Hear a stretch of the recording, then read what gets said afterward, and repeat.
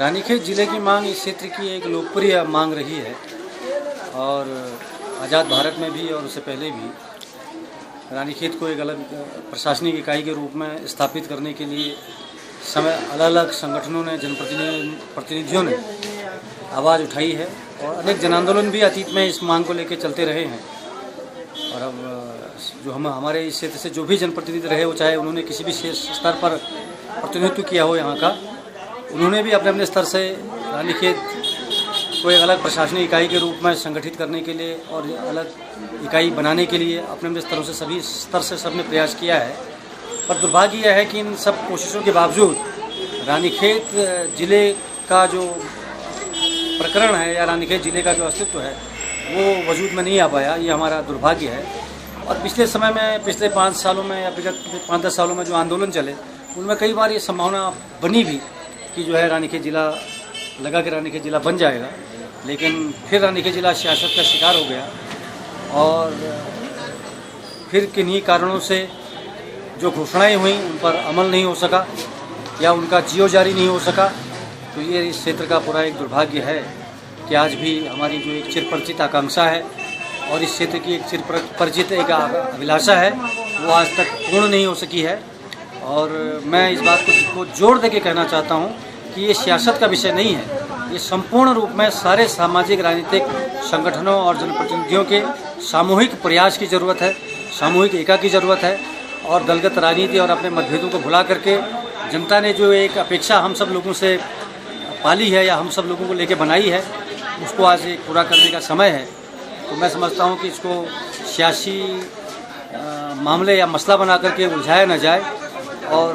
जनता की भावना को समझा जाए। इस शहर के व्यापारी, कर्मचारी और इस पूरे परिक्षेत्र, इस क्षेत्र में रहने वाले जितने भी लोग हैं,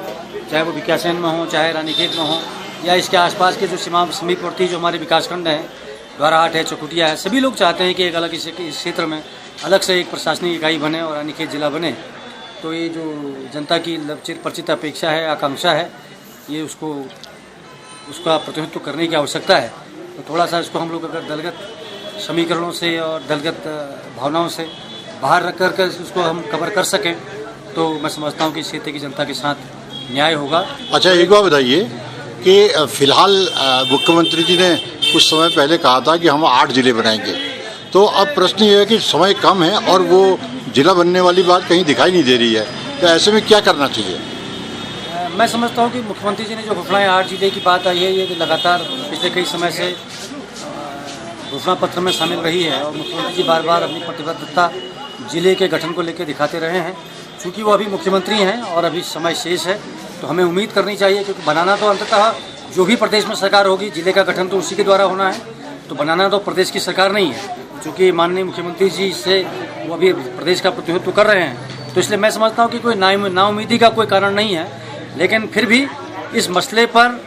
एक विशाल और ज़बरदस्त सशक्त जन आंदोलन की आवश्यकता है, ताकि माननीय मुख्यमंत्री जी के ऊपर भी एक दबाव रहे, उनको भी लगे और या दूसरे क्षेत्रों में उनको कहने के लिए आप एक उनके पास आधार बन जाए कि भाई मैं क्या करूं, उस क्षेत्र की जनता लड़ रही है, जहां लड़ेगी वहां मैं दूंगा।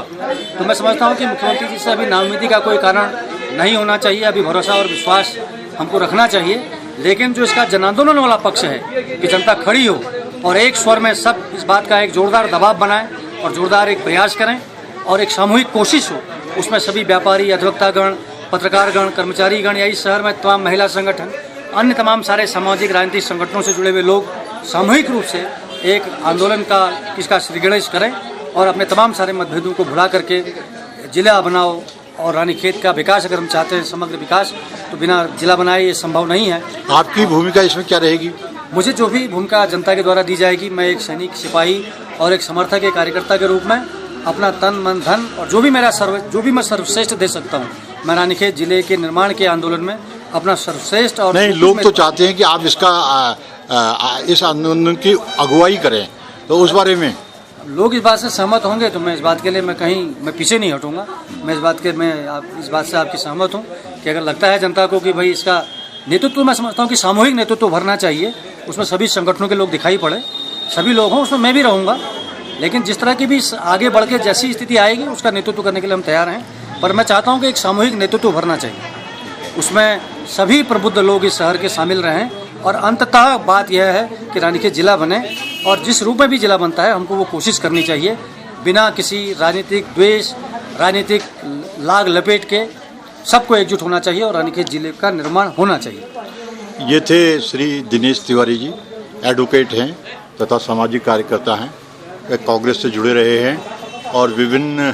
संस्थाओं में सामाजिक कार्यकर्ता के रूप में रोज़ अपनी भूमिका निभाते रहते हैं और हमें उम्मीद है कि ये आंदोलन की बागडोर को अपने हाथ में संभालेंगे। हम उनके साथ रहेंगे और इसी के साथ हमारा आंदोलन अब शीघ्रातिशीघ्र फिर से शुरू होगा, ऐसी हमें आशा है।